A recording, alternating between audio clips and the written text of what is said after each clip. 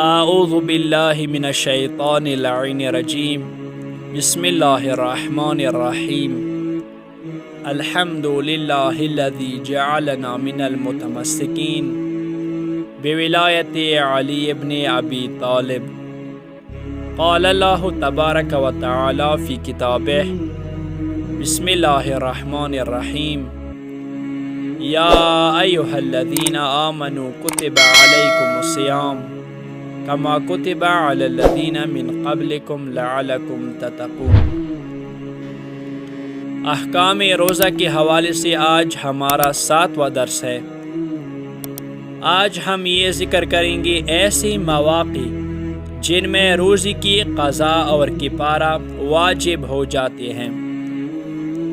سب سے پہلا مسئلہ یہ ہے، اگر کوئی شخص رمضان کے روزے کو کھانے پینے، جماع، استمناء یا جنابت پر باقی رہنے کی وجہ سے باطل کرے، جبکہ جبراً اور ناچاری کی بنا پر نہیں بلکہ عمداً اور اختیار سے ایسا کیا ہو،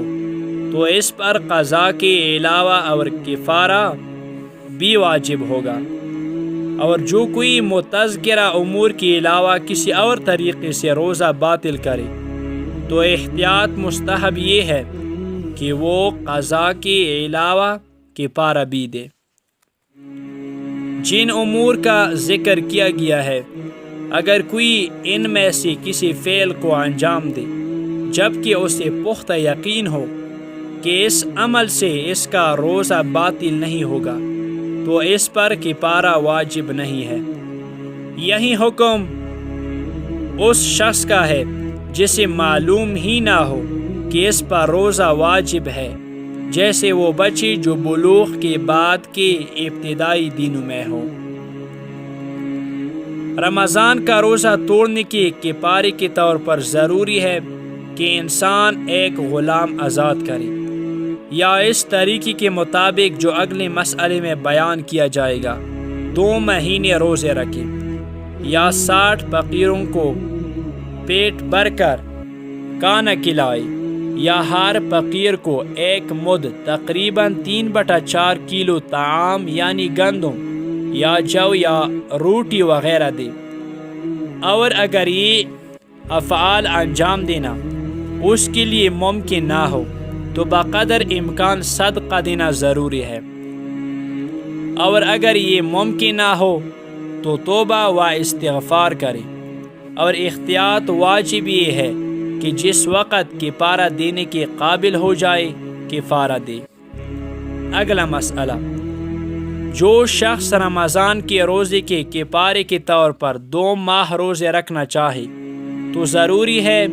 کہ 1 پورا مہینہ اور اس سے اگلے مہینے کے 1 دن تک مسلسل روزے رکھے، اور اسی طرح باقی مہینے کے روزے بھی احتیاط واجب کی بنا پر ضروری ہے کہ پے در پے بجا لائے۔ لیکن اگر رکاوٹ پیش آئے کہ جسے عرفاً عذر شمار کیا جائے تو اس دن کا روزہ نہ رکھے، اور عذر کے دور ہونے کے بعد دوبارہ شروع کرے۔ اگلا مسئلہ، جو شخص رمضان کے روزے کے کفارے کے طور پر 2 ماہ روزے رکھنا چاہے تو ضروری ہے کہ وہ روزے ایسے وقت نہ رکھے جس کے بارے میں وہ جانتا ہو کہ 1 مہینے اور 1 دن کے درمیان عید قربان کی طرح کوئی ایسا دن آ جائے گا جس کا روزہ رکھنا حرام ہے۔ اگلا مسئلہ، جس شخص کو مسلسل روزے رکھنے ضروری ہیں، اگر وہ ان کی بیچ میں بغیر عذر کے 1 دن روزہ نہ رکھے تو ضروری ہے کہ دوبارہ از سر نو روزے رکھے۔ اگلا مسئلہ، اگر ان دنوں کی درمیان جن میں مسلسل روزے رکھنے ضروری ہے روزے دار کو کوئی غیر اختیاری عذر پیش آ جائے، مثلا حیض یا نفاس یا ایسا سفر جسے اختیار کرنے پر وہ مجبور ہو، تو عذر کے دور ہونے کے بعد روزوں کا از سر نو رکھنا اس کے لیے واجب نہیں بلکہ وہ عذر دور ہونے کے بعد باقی ماندہ روزے رکھے۔ اگلا مسئلہ، اگر کوئی شخص حرام چیز سے اپنا روزہ باطل کر دے، خواہ وہ چیز بذات خود حرام ہو جیسے شراب اور زنا، یا کسی وجہ سے حرام ہو جائے جیسے کہ حلال غذا جس کا کھانا انسان کے لیے کسی کولی ضرر کا باعث ہو،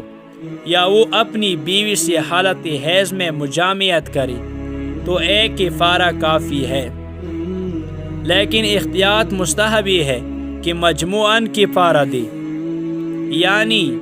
ایک غلام آزاد کرے اور 2 مہینے روزے رکھے اور 60 فقیروں کو پیٹ بھر کر کھانا کھلائے، یا ان میں سے ہر فقیر کو 1 مد گندم یا جو یا روٹی وغیرہ دے۔ اور اگر یہ تینوں چیزیں اس کے لیے ممکن نہ ہو تو ان میں سے جو کفارہ ممکن ہو دے۔ اگلا مسئلہ، اگر روزے دار جان بوجھ کر اللہ تعالیٰ یا نبی اکرم صلی اللہ علیہ وآلہ وسلم سے کوئی جھوٹی بات منسوب کرے تو اگرچہ اس پر کفارہ واجب نہیں، لیکن احتیاط مستحب ہے کہ کفارہ دے۔ اگلا مسئلہ، اگر روزے دار رمضان کے ایک دن میں کئی دفعہ کھائے پیے یا جماع یا استمنا کرے تو ان سب کے لیے ایک کفارہ کافی ہے۔ اگلا مسئلہ، اگر روزے دار جماع اور استمنا کے علاوہ کوئی دوسرا ایسا کام کرے جو روزے کو باطل کرتا ہوں اور پھر اپنی زوجہ سے مجامعت بھی کرے تو دونوں کے لیے ایک کفارہ کافی ہے۔ اگلا مسئلہ،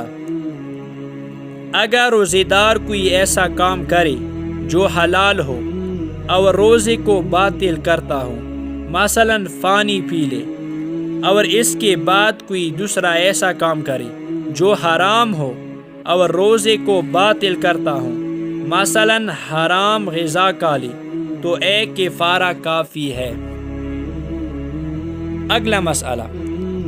اگر روزے دار ڈکار لے اور کوئی چیز اس کے منہ میں آ جائے تو اگر وہ اسے جان بوجھ کر نگل لے تو احتیاط واجب، اس کا روزہ باطل ہے اور ضروری ہے کہ اس کی قضا کرے اور کفارہ بھی دے، اس پر واجب اور کفارہ بھی اس پر واجب ہو جاتا ہے۔ اور اگر اس چیز کا کھانا حرام ہو، مثلا ڈکار لیتے وقت خون یا ایسی خوراک جو غذا کی تعریف میں نہ آتی ہو اس کے منہ میں آ جائے اور وہ اسے جان بوجھ کر نگل لے تو بہتر ہے کہ مجموعی کفارہ دے۔ اگلا مسئلہ، اگر کوئی شخص منت مانے کہ ایک خاص دن روزہ رکھے گا تو اگر وہ اس دن جان بوجھ کر اپنے روزے کو باطل کر دے تو ضروری ہے کہ کفارہ دے، اور اس کا کفارہ اسی طرح ہے جیسے کہ منت توڑنے کا کفارہ ہے۔ منت توڑنے کا کفارہ یہ ہے کہ ایک غلام آزاد کرے، اگر غلام نہ ہو تو 10 فقیروں کو کھانا کھلائے یا اسے پوشاک پہنائے، اگر یہ بھی ممکن نہ ہو تو 3 روزے مسلسل رکھے۔ اگلا مسئلہ، اگر روزہ دار ایک ایسے شخص کے کہنے پر جو کہیں کہ مغرب کا وقت ہو گیا ہے لیکن جس کے کہنے سے اطمینان حاصل نہ ہوا ہو روزہ افطار کر لے اور بعد میں اسے پتہ چلے کہ مغرب کا وقت نہیں ہوا، یا شک کرے کہ مغرب کا وقت ہوا ہے یا نہیں، تو اس پر قضا اور کفارہ دونوں واجب ہو جاتے ہیں۔ اور اگر وہ یہ سمجھتا تھا کہ اس کی بات حجت ہے تو اس پر صرف قضا واجب ہے۔ اگلا مسئلہ، جو شخص جان بوجھ کر اپنا روزہ باطل کر لے اور اگر وہ ظہر کے بعد سفر کرے یا کفارے سے بچنے کے لیے ظہر سے پہلے سفر کرے تو اس پر سے کفارہ ساقط نہیں ہوتا، بلکہ اگر ظہر سے پہلے اتفاقاً اسے سفر کرنا پڑے تب بھی کفارہ اس پر واجب ہے۔ اگلا مسئلہ، اگر کوئی شخص جان بوجھ کر اپنا روزہ توڑ دے اور اس کے بعد حیض، نفاس یا بیماری جیسا کوئی عذر پیدا ہو جائے تو احتیاط مستحب یہ ہے کہ کفارہ دے، خصوصاً جب کسی طریقے سے مثلا دوائیوں کے استعمال سے خود کو حیض یا بیماری میں مبتلا کیا ہو۔ اگلا مسئلہ، اگر کسی شخص کو یقین ہو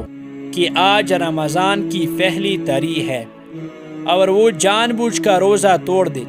لیکن بعد میں اسے پتہ چلے کہ شعبان کی آخری تاریخ ہے تو اس پر کفارہ واجب نہیں ہے۔ اگلا مسئلہ، اگر کسی شخص کو شک ہو کہ آج رمضان کی آخری تاریخ ہے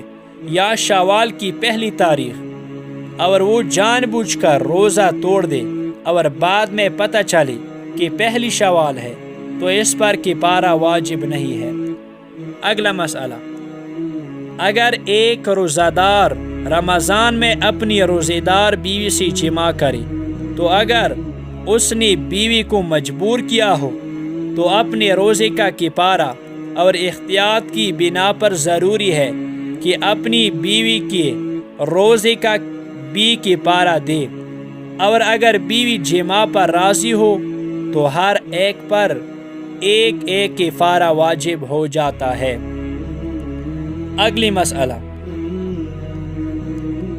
اگر کوئی عورت اپنے روزے دار شوہر کو جماع کرنے پر مجبور کرے تو اس پر شوہر کے روزے کا کفارہ ادا کرنا واجب نہیں ہے۔ اگلا مسئلہ،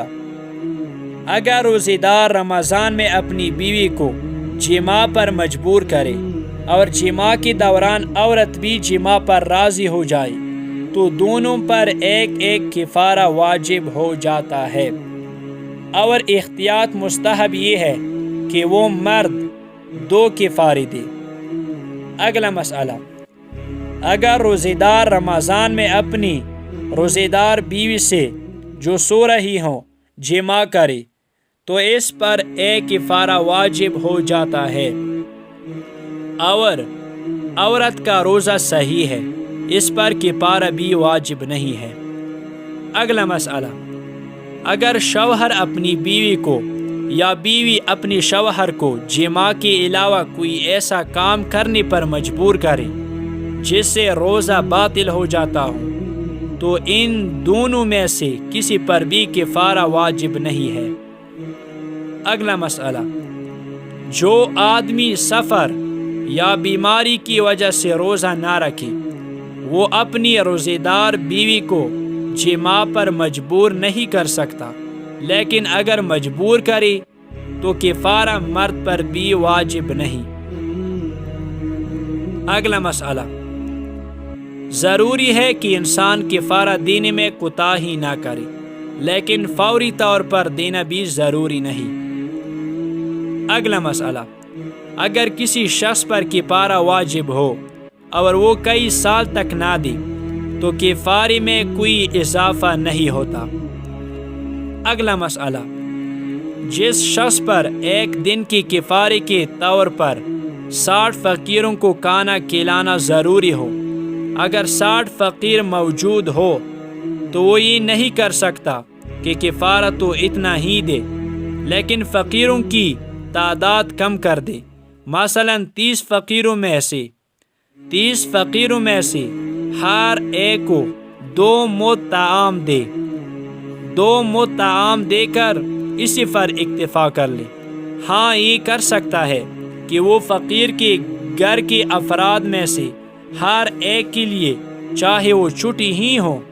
1 مد اس فقیر کو دے، اور وہ فقیر اپنے گھر والوں کی وکالت میں یا ان کے چھوٹے ہونے کی صورت میں ان کی ولایت میں اسے قبول کر لے، اور اگر اسے 60 فقیر نہ ملے بلکہ مثلا صرف 30 فقیر ملے تو پھر ہر ایک کو 2 مد طعام دے سکتا ہے۔ البتہ اس صورت میں احتیاط واجب کی بنا پر ضروری ہے کہ جب بھی ممکن ہو 30 اور فقیروں کو بھی ایک مد دے۔ آخری مسئلہ، جو شخص رمضان کی روزے کی قضا کرے اگر وہ ظہر کے بعد جان بوجھ کر کوئی ایسا کام کرے جو روزے کو باطل کرتا ہو تو ضروری ہے کہ 10 فقیروں کو فرداً 1 مد کھانا دے، اور اگر نہ دے سکتا ہوں تو 3 روزے رکھے۔ یہ کفارہ کے مسائل تھے جو آج ہم نے بیان کیے۔ لا حول ولا قوة الا باللہ العلی العظیم۔